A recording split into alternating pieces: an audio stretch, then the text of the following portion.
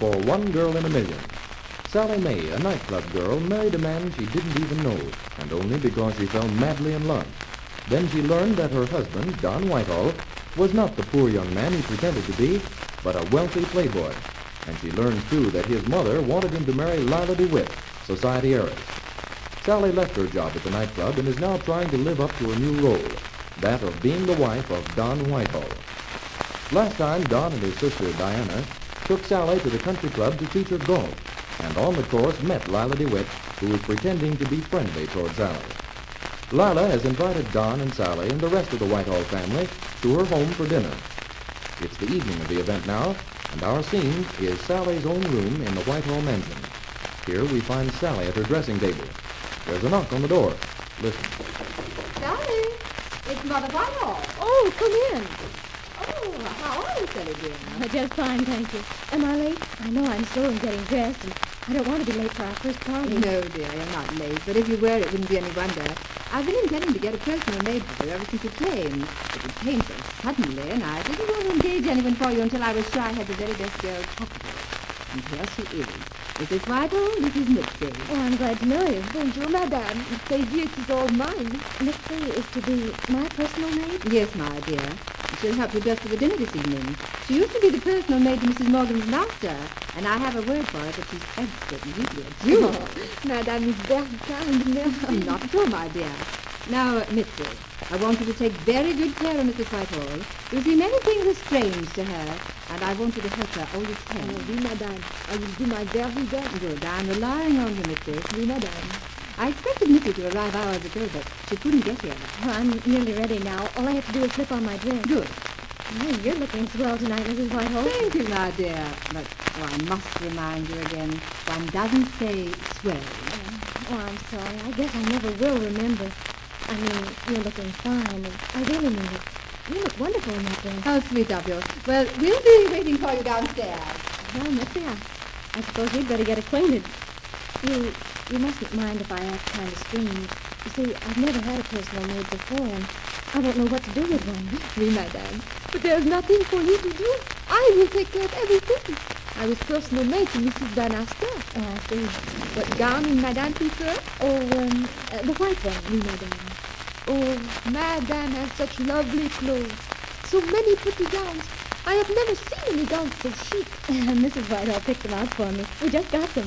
Aren't they wonderful? Just think this whole caseful is mine. I can hardly believe it. I used to consider myself lucky when I had one evening dress. And now I have all this. See this red It is superb. Oh, it would be so beautiful on madame. She would make it even more beautiful than it is. Honest? Oh, madame has such a lovely figure. You know, I think that's from dancing. If I don't keep up my dancing, I'll get to look like some of those upholstered dowagers I see around here. Like those on the porch of the country club. And this black dress. Look, isn't that swell? It is perfect. Oh, la, la, la, la. It must be so hard for madame to choose what she will wear. Oh, I guess I better wear the white one. Madame. Oh, it's going to seem funny to have somebody waiting on me. I've always waited on myself. Oh, but now things are going to be so different, huh? Yeah. I guess a lot of things have been different since madame has become a bride, no? Yes, a lot of things have been different. Oh, how wonderful for madame. I read about it in papers. All the papers call you one girl in a million. Mm-hmm. Oh, oui. Oh, you've done such a wonderful thing. You become the wife of one of the most glorious young men in the whole country. Oh, he's so rich and handsome. Oh, no wonder all the girls are envying you. Gee, I hope I make out all right. Oh, but why won't you, madame? Well, I can admit it to you, Mitzi. I'm kind of scared. I'm awfully lonely. You know, I don't have anyone to talk to in this house. No. I get awful lonesome here all day, waiting for Don to come home.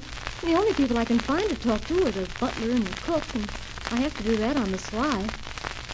Mrs. Whitehall wants me to read books and improve my mind. I didn't know my mind was so bad until I came here. If she wants me to do something, I'd rather continue my tap lessons. Madame.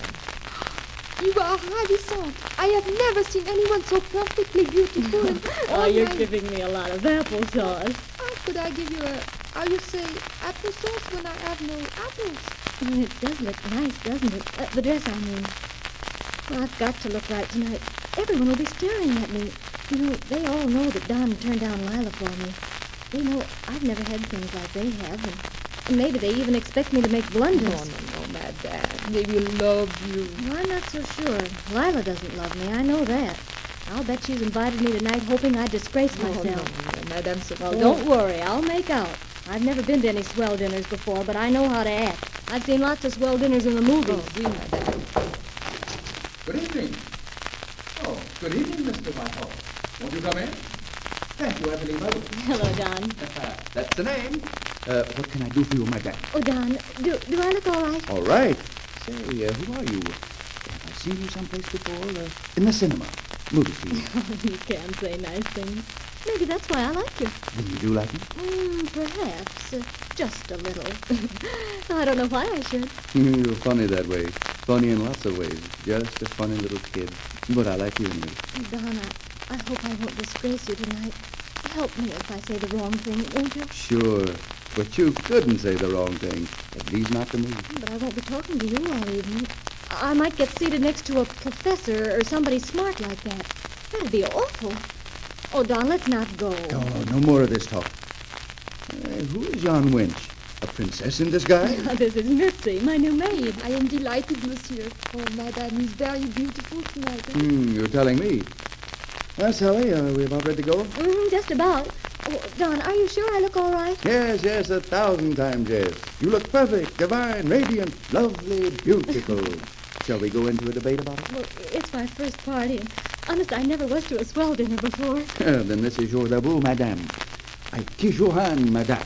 Don, will there be a lot of people there? Oh, just us and Diana and her husband. Oh, and the fascinating lady slayer, Philip Parker. The rave of Newport, Palm Beach, and Points West. Wait till you meet that heel. He's lower than a heel. You'll feel sorry for Diana just as I do. Diana's such a sweet person. I like her so much. Well, I guess I'm ready. Stop. I command you to stop. Oh, but we mustn't keep your mother waiting. Take this. What is it? It's a box, my dear. A box, you know. Square thing with corners.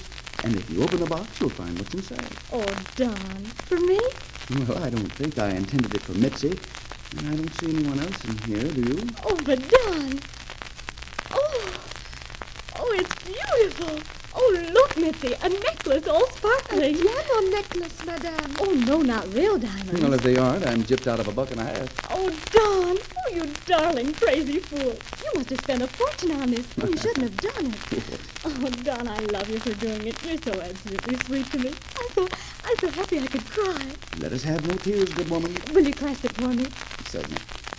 There we are, my pretty maid. Oh, Don, it's so beautiful. I've never seen anything like it.